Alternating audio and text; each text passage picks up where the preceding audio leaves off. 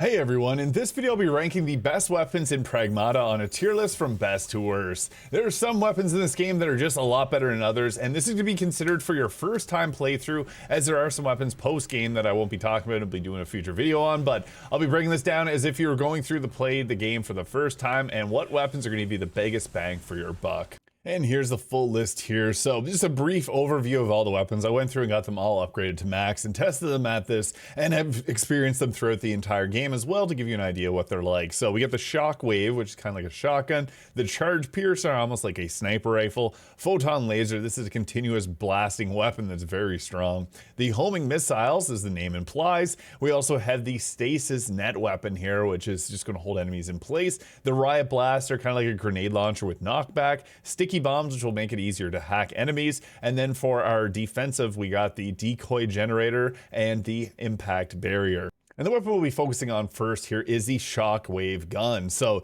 this weapon here is good at close range and it has decent stagger to it. And you can see there, it becomes less effective as distance increases. So that is one of the biggest things in this game. Some weapons are good at long range, some are good at close range, and typically for bosses, you don't want to be close to them. And this is considerable when every other weapon can be used at long range, which is typically where you want to be. So the Shockwave Gun, we're going against some pretty weak enemies here, but you're going to see, without it being hacked, it does actually a decent amount of damage here at full upgrade against the weakest enemy in the game. And when they are hacked, it's going to do a considerable amount, as you saw there. This is the thing though, this has to be used at close range because if we're at a far away reach here, it just doesn't do the same amount. I'll even hack there to show you guys what that looks like. And again, this is against a weaker type of enemy, so it's a little bit of a different story here if we're going against some harder bosses in this game. As you can see, the damage that this does against some of the harder ones here is just not that comparable. So this is something to keep in mind, that it is useful if you can find one, but typically you're going to want to replace this weapon with any of the other red types weapons, just in case you get something better. You see there, even on like this boss here is open, so we're actually we pumped the entire, like almost all the ammunition into that, and that's at full upgrade when there are much better weapons that can do a lot more for less effort here. So while it's an okay weapon, it's just not good enough compared to the other weapons on this list. So I'm going to set it somewhere around the C tier because we got some other weapons that are just a lot crazier with some easier to use abilities.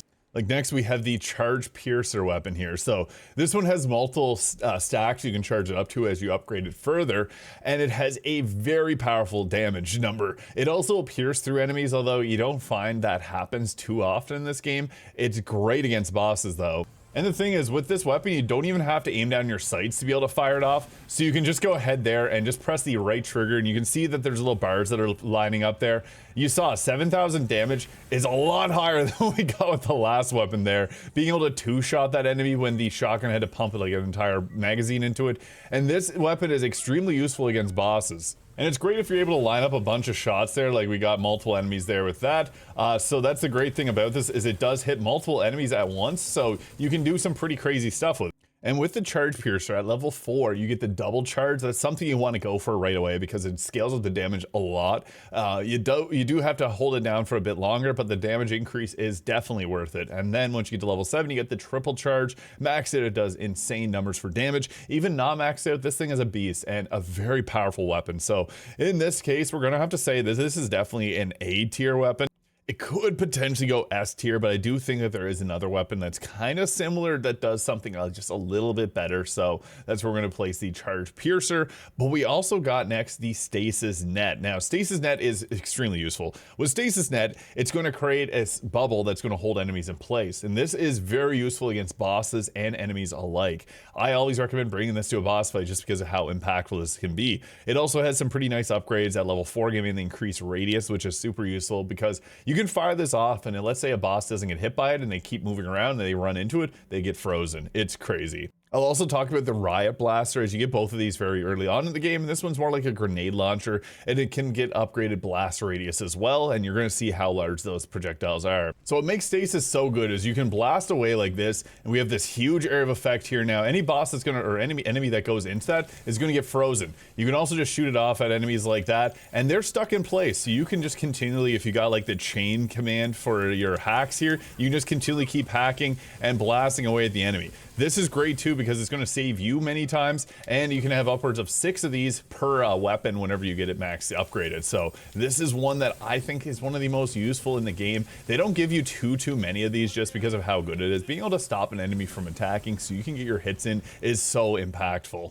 It's also great if there's a lot of enemies in an area, especially once you got a large upgrade here. So you can see we got 2 enemies now that are locked up. This is great if you got the charge pierce as well, because you can then have them lined up really easy to be able to just take them out quick. So yeah, this is one that I definitely recommend bringing to a fight. And I'll compare it here just so you get an idea. The Riot Blaster, which has that large area of effect, big knockback. The damage is amazing from this, but that's not really the reason you use it. There are some enemies that are weaker to this, but back to Stasis Net, this thing is just seriously a beast, because with this you can then lock down a large group, and as you saw here, we have 2 of them now locked in place, so this just makes things so much easier, because while it doesn't have the same damage as the grenade launcher there, this lets you use your weapons and actually get really cheap shots off of enemies, also lets you hack them easier. You don't have to worry about getting hit when you're using Stasis Net, and you can also just shoot it down in an area. Like if you know an enemy is going to move to a certain spot, you can prematurely shoot it at a spot so that you can then go ahead and it's a lot easier for you. So honestly, I'd have to say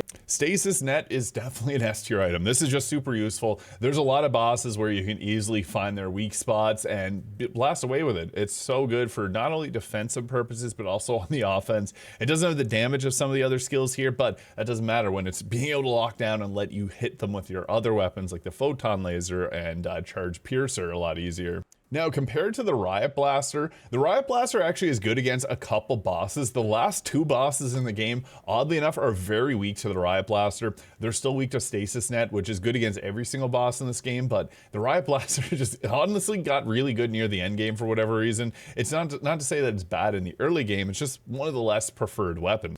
What it does so well though is it's a stagger beast. So whenever you shoot it, you can see the large radius there. It does have to get upgraded a couple times, but you saw we knocked them down, which is great. Not every enemy is going to have this level of knockdown. It really depends. You saw there, this boss was able to handle that, and then we got them with the second one here. So I guess that boss has this heat gauge built up. So this thing is also pretty decent at building up heat and knocking enemies down like this. So it is good for that circumstance, but not every enemy is going to get affected by the Riot Blaster the same, and you do kind of have to upgrade it to its max to get the full potential out of it. But one thing that's crazy about this weapon is how good it is against some of the harder bosses in this game, so that does put it up a point, but it does have some moments where it just feels a lot less like you want the Stasis Net instead. And for that, I gotta admit, the Riot Blaster, it did come in clutch near the end of the game. I'm gonna put it in the A tier here. Until the end game, it's probably roughly around the B tier, but it just scales up so good against a couple bosses that it just makes it so much better. Next, we got the Decoy Gun. We're gonna start with one of the defensive items, then cover the other one near the end. I did these in the order that you're able to find them in game. And the Decoy Generator does what it says on the tin. It creates a decoy and it's going to generate it. It distracts enemies. Now what's great about this is you can use this to get away from bosses. So you pop this down. I typically don't like to use it alongside a Stasis Net. Like if you have Stasis Net out, wait till it's over before you use this, because it's just going to make the enemies fight it instead. Some enemies will take this out really quickly, so that's something to keep in mind depending on the boss. Like one of the bosses in this game will destroy this pretty much in one hit. So it is really, really good, honestly. Like the game gives you this because sometimes there's a lot to focus on when you're going between hacking and shooting your guns and doing all sorts of other things in this game. So Decoy Generator, very useful weapon. This thing is something that every time that I see it, I'm happy, because I know the enemies aren't going to be fighting me. It's kind of the same as Stasis Net in that regard, where you just have that moment of peace where you can use your other more powerful weapons and make things right. So Decoy Generator is another S tier item. This is just super useful because it takes the heat off of you, so you can apply heat on the enemies and break their posture. Next, we're going to be looking at the Photon Laser here, which is interesting because it's going to scale up the damage the longer that you fire this thing for, meaning it's going to pair very well with the Decoy Generator and Stasis Net. On top of all of this, this is some of the highest damage that you can get per magazine, so it's really useful in that regard. We'll also be talking about the homing missiles here, which are actually really nice because you don't have to aim down sights to get these to fire off. So there's some useful ways to use the homing missiles you may not be aware of. So essentially what you want to do with the Photon Laser is you want to use the ability Stasis Net here to hold them in place and then bring this out and let the damage do the talking. So this enemy is unfortunately blocking it here. So yeah, now we got them open, of course.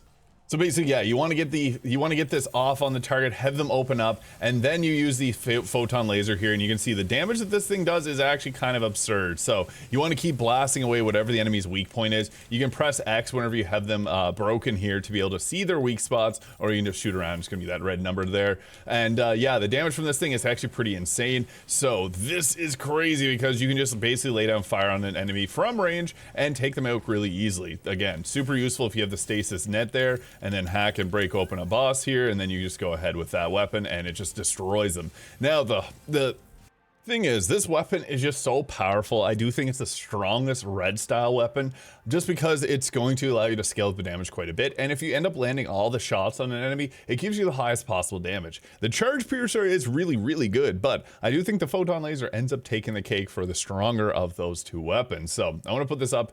I don't know if I'd actually put it above Stasis Net. Stasis Net is actually insanely good, so I might put it just below it. It is super useful as well. But next we got the homing missile. And a little fun fact with this weapon, you don't actually have to press the left trigger to be able to aim it down and home in on targets. You can actually just press the right trigger when you're in a fight with it. So you can just aim like this, allowing you to move around and also dodge if you need to. And that's great because then you can just fire away your rockets while staying mobile. So this weapon is very underrated if you do that there, because there's a lot of bosses in the game where you later have to dodge around. You also have to use this ability here on Diana, where she can actually cleanse these enemies. So when you get to doing both these things, because this one you have to hold down for a long time, you saw it there, it doesn't really do crazy damage, but you're actually able to charge up and fire off these missiles while the enemy is getting blasted away by Diana's attack there. So this is really useful. It also does a lot of heat damage too, so you get these critical hits off. I do think the homing missiles are actually very good here. They're fun to use too. Now, if you don't use that little trick where you can just go here and be mobile while aiming down sights, they end up being a lot harder. So if you disagree with my rating, just try it out without aiming down the sights. Obviously, there's times where you want to aim down the sights, but using this weapon, it's sometimes best to just be able to be mobile with it. So, because, you know, with this game, there's a lot going on, and anything that just makes it a little bit less intense at times is nice. So I'd have to say that the homing missiles, they're not, I wouldn't say they're as good as the charge piercer. I'd probably put them somewhere around here, maybe like high B tier, just to keep this list balanced.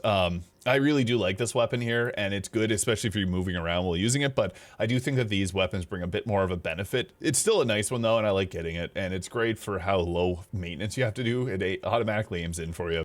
And next we got sticky bombs. Now, this is the reason I put the other weapon a little bit lower. Sticky bombs are underwhelming until you get to certain bosses where these become so crazy good. So they're going to make the hacking matrix smaller. This is great for bosses that have a bunch of the nodes you can't even go over, because this just shrinks them down and removes them, so you can hack easier.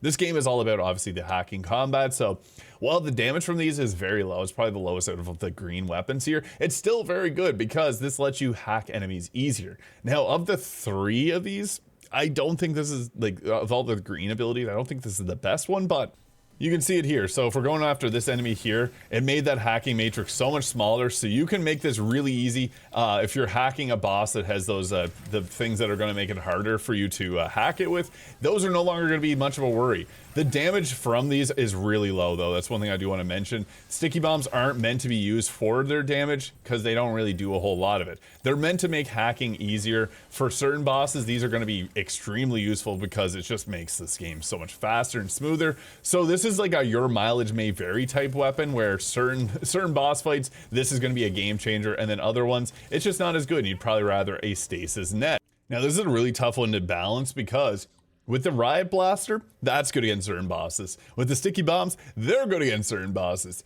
In a nutshell, I'd probably say sticky bombs are a little bit better, as hacking easier is always nice, and the Riot Blaster, while knocking down and doing great heat generation, sometimes just isn't enough when the sticky bombs can do things a little bit smoother.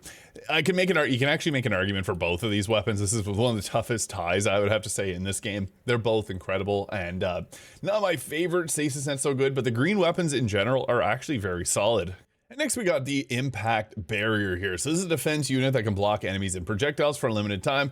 It does not deal damage. This one's kind of strange. It's decent, but compared to the other item that we got in this place, it's just not as good. So basically with impact barrier, what you're going to do is it's like a shield bubble from Fortnite. You just pop it down, which is great against some bosses because you can just basically pop this down and you've got this little safety bubble. but it does end up getting broken sometimes because enemies are going to try to ram into it, and certain bosses do have an easier time with dealing with it. So that is something to keep in mind, is that if you're using this, you're not always going to be the most safe, because some attacks I've found in this game will actually go through the bubble for whatever reason.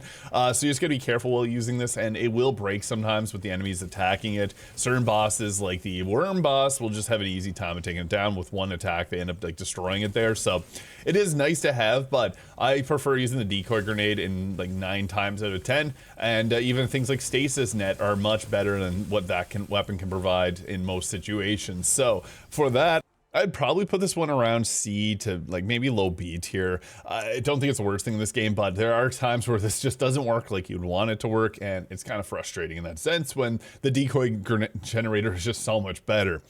Now we're going to be looking at the final two. We got our 2 main weapons here. So there's the Pulse Carbine here, which you can shoot with 22 bullets. At max upgrade, it has 23, and the pistol has 10 bullets. Now, they both do something different. So when we look at the Pulse Carbine here compared to the Grip Gun, you're going to notice that the Grip Gun's damage is much higher, the stagger is higher, obviously because it's shooting less projectiles. Its rate of fire is lower, obviously, than the Pulse Carbines. But the thing is, if you want to get just pure damage, the Grip Gun is better. If you want to use this and build up heat, this is the gun to go with. You can see the heat gauge buildup is quite high on this gun, and that's something that you get with the Grip Gun here. So between the two of these, it's kind of personal preference. They're both really good, honestly. I have a preference for the Pulse Carbine. I switch between the two of these throughout the game. I should also mention that there is a dark version if you have the deluxe edition here, but honestly, the Pulse Carbine is just so good that I think that this is the better option in most situations.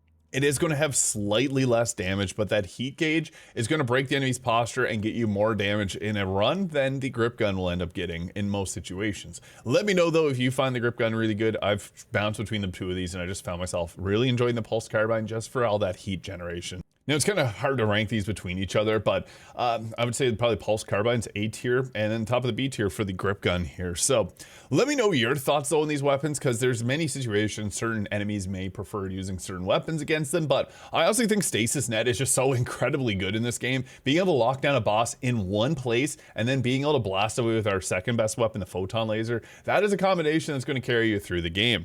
Decoy Generator is also really good, again, for similar reasons of Stasis Net, but Stasis Net just works a little bit better by holding the enemy in place so you can hit their weak spots easier. The Charge Piercer I could easily enough bring to the A tier or S tier as well. This weapon is seriously so good. Full charge on an enemy's weak spot, and it's taking them out. I might actually leave this in the S tier. I do think it is a very powerful weapon. These two have taken down bosses for me many a time. Sticky Bombs being really good as well too, being able to shrink the hacking matrix. Again, with the Riot Blaster and Sticky Bombs, both of these are good against certain bosses, so you're gonna have to experiment and see which one of them you prefer for the boss. Pulse Carbine, I do think is a better main weapon, again, because the heat generation versus the Grip Gun. We also have the homing missiles, which are good. Again, I'm not saying that these are bad. It's just a tough one to rank because we have so many better red weapons, but what makes this so good is being able to aim down, not have to aim down sights by pressing your right trigger and still being able to hit the enemies with it. Impact Barrier, it's good, but kind of a lackluster, could potentially go C tier. And the Shockwave Gun, it's okay, but every other weapon I found in this game was better. So let me know your thoughts on these weapons in the comments below. Hit the subscribe button if you enjoyed this video, and we'll catch y'all in the next one.